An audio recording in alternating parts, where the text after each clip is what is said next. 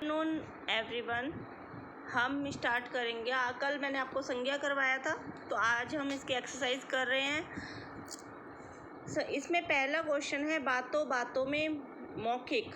तो मौखिक का मतलब होता है, जैसा हम पढ़ चुके हैं भाषा में, मैंने आपको भाषा वाला पाठ करवाया था, भाषा और व्याकरण। उसमें मैंने आपको बताया था भाषाएं दो तरह की होती है, मौखिक और लिखित। इसमें मौखिक का मतलब है बोलकर बताना, तो हम इसे मौखिक पढ़ेंगे। फर्स्ट नंबर क्वेश्चन है व्यक्तिवाचक संज्ञा के कोई 5 उदाहरण बताइए। जिन संज्ञा शब्दों से किसी विशेष व्यक्ति या स्थान के नाम का पता चले वे व्यक्तिवाचक संज्ञा कहलाते हैं। तो व्यक्तिवाचक संज्ञा किसी विशेष व्यक्ति और विशेष स्थान, किसी विशेष व्यक्ति और स्थान के बारे में पता चलता है, तो वो होती है व्यक्तिवाचक संज्ञा। जैसे अब कल्पना चावला है, गुड मॉर्निंग। कल्पना चावला व्यक्तिवाचक संज्ञा है। व्यक्तिवाचक संज्ञा कल्पना चावला का नाम इसलिए है क्योंकि कल्पना चावला एक ही है और वो बहुत विशेष है, क्योंकि वो पहली अंतरिक्ष महिला यात्री थी। ठीक है, तो इसीलिए कल्पना चावला। ताजमहल, लाल किला, क्योंकि ताजमहल सबने देखा है कि आगरा में है और ताजमहल एक ही है, ताजमहल जैसा कुछ और नहीं है। अक्षरधाम भी एक है। तो इन सब के उदाहरण है, 5 उदाहरण हमें देने हैं। कौन कौन से? Mother Teresa, Kalpana Chawla, Taj Mahal, Lal Qila, Akshardham. Second number है जातिवाचक संज्ञा के कोई 5 उदाहरण बताइए। जातिवाचक संज्ञा किसे कहते हैं, मैंने कल आपको समझाया था, दोबारा बता देती हूँ। जिस संज्ञा शब्द से किसी जाति के एक ही प्रकार के प्राणियों, जाति के या एक ही तरह के प्राणियों, वस्तुओं तथा स्थानों का परिचय मिलता है या स्थानों के बारे में हम जानते हैं, वे सभी शब्द जातिवाचक संज्ञा कहलाते हैं। जातिवाचक संज्ञा के उदाहरण हमें इसमें बताने हैं। कौन कौन से 5 उदाहरण हमें लिखने हैं, तो 5 कौन कौन से आएंगे?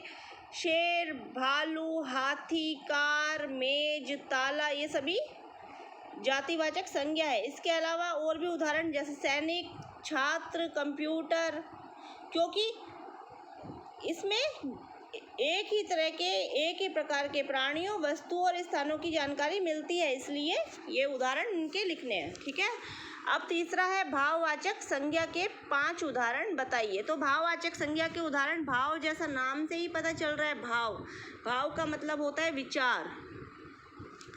तो भाववाचक संज्ञा जिन संज्ञा शब्दों से या जिन शब्दों से किसी व्यक्ति या पदार्थ के भाव, गुण, दोष या अवस्था का परिचय मिलता है, वे सभी शब्द भाववाचक संज्ञा कहलाते हैं।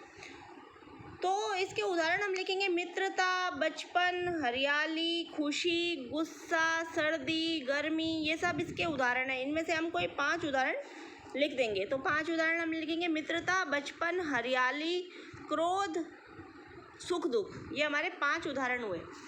अब हम प्रश्न करते हैं। प्रश्न 1, सही विकल्प छांटिए।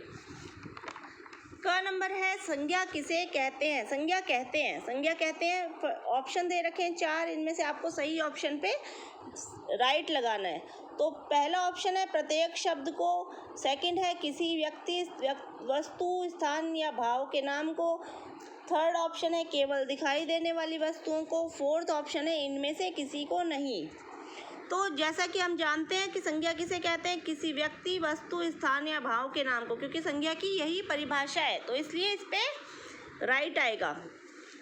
ख नंबर है संज्ञा के भेद हैं। संज्ञा के कितने भेद होते हैं? जैसा कि मैंने आपको पढ़ाया था कल, संज्ञा के 3 भेद होते हैं। कौन कौन से होते हैं? व्यक्तिवाचक संज्ञा, जातिवाचक संज्ञा और भाववाचक संज्ञा। तो इसमें 3 पे राइट आएगा, सेकेंड नंबर ऑप्शन पे राइट आएगा 3। ग नंबर है दया, बलिदान, चालाकी, ठगी, कैसे शब्द हैं? ये व्यक्ति, मतलब इसका मतलब है कि दया, बलिदान, चालाकी और ठगी, ये कौन सी संज्ञा है? व्यक्तिवाचक संज्ञा है, जातिवाचक संज्ञा है, भाववाचक संज्ञा है, या ये सामान्य शब्द है? तो दया, नाम से ही पता चल रहा है दया, इसे हम छू नहीं सकते, ये हमें महसूस होती है। तो जो भाव हमारे मन में आते हैं, जो विचार आते हैं, तो ये भाव हुए ना, दया भाव हुई। बलिदान देश के प्रति जो बलिदान देते हैं उनका बलिदान ही एक भाव है, ठीक है, भाव है वो। चालाकी व्यक्ति का स्वभाव होता है, भाव होता है। तो ये होती है भाववाचक संज्ञा। इसमें भाववाचक संज्ञा पे राइट आएगा। घ नंबर है महेंद्र सिंह धोनी संज्ञा शब्द है। तो महेंद्र सिंह धोनी कौन सा संज्ञा शब्द है? महेंद्र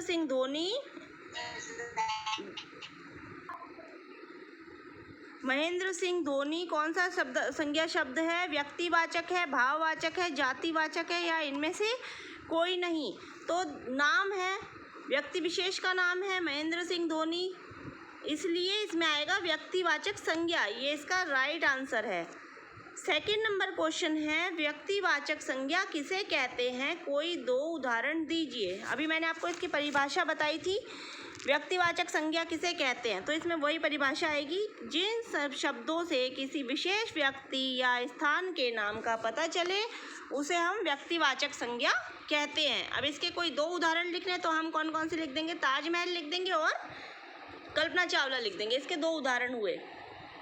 थर्ड नंबर क्वेश्चन है हमारा, जातिवाचक संज्ञा किसे कहते हैं? कोई 2 उदाहरण दीजिए। तो जातिवाचक संज्ञा क्या होती है?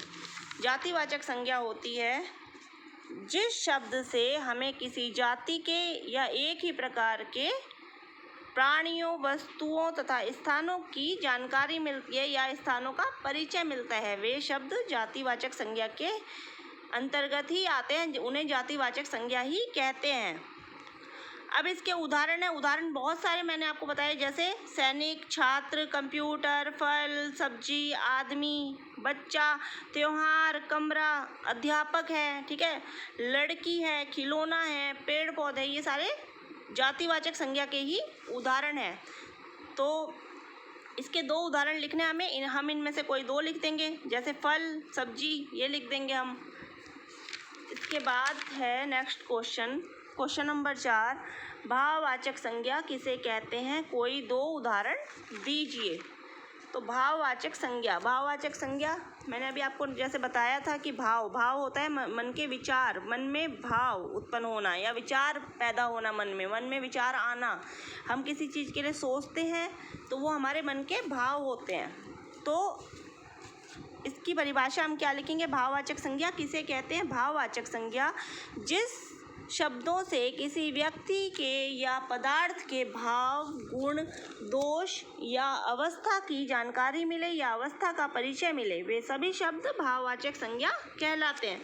तो गुण, दोष, गुण मतलब अच्छाई, दोष मतलब कमियां या बुराई, तो इन सभी चीज़ों का जिससे पता चले वे सभी शब्द भाववाचक संज्ञा कहलाते हैं। तो इसके उदाहरण हम बताएंगे।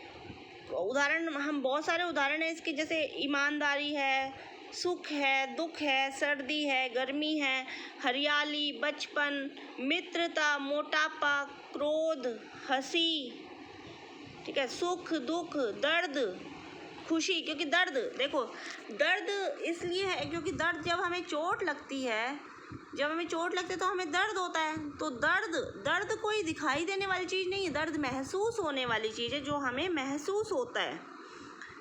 सर्दी हमें लगती है, सर्दी हमें दिखाई नहीं देती, सर्दी हमें महसूस होती है। गर्मी हमें महसूस होती है।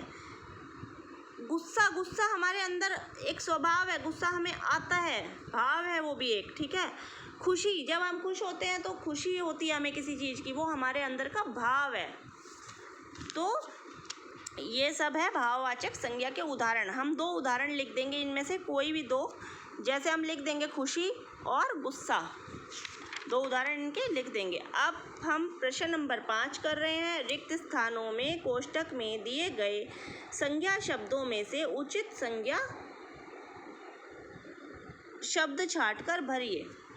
इसका क नंबर है, डैश आगरा में स्थित है। इसमें हमें सही संज्ञा लिखनी है। इसमें दोनों जो ऑप्शन दे रखे हैं, ऑप्शन जो ग्रीन कलर से शो हो रहे हैं, मतलब जो ऑप्शन इसमें दे रखे हैं, तो वो हमें 2 में से एक पे राइट लगाना है। तो कौन कौन सा है? क नंबर है आगरा में स्थित है डैश आगरा में स्थित है ताजमहल या कुतुब मीनार। तो क्या आगरा में स्थित है? ताजमहल है। कुतुब मीनार आगरा में नहीं है ना, तो इसमें सही संज्ञा शब्द क्या हुआ? ताजमहल। ख नंबर है डैश तालाब में उगता है। तो कमल या गुलाब। तो तालाब में क्या उगता है? कमल उगता है, क्योंकि गुलाब तो कांटेदार है, कांटे में उगता है, इसलिए कमल। इसमें सही आंसर कमल पे आएगा, कमल आएगा इसका। ग नंबर है डैश नदी हिमालय से निकलती है। हिमालय से कौन सी नदी निकलती है? कावेरी या गंगा। तो कावेरी नदी नहीं निकलती, गंगा निकलती है, गंगा लिखना है हमें इसमें। घ है आम में डैश होती है। कड़वाहट होती है या मिठास होती है? तो आम में क्या होती है? मिठास, कड़वाहट नहीं होती, क्योंकि हम आम खाते हैं, सबके फेवरेट होते हैं, बच्चों के भी आम। आम मीठा होता है, कड़वा थोड़ी ना होता है, इसलिए मिठास। तो आज हमने इसके 5 तक क्वेश्चन आंसर कंप्लीट किए हैं। Thank you.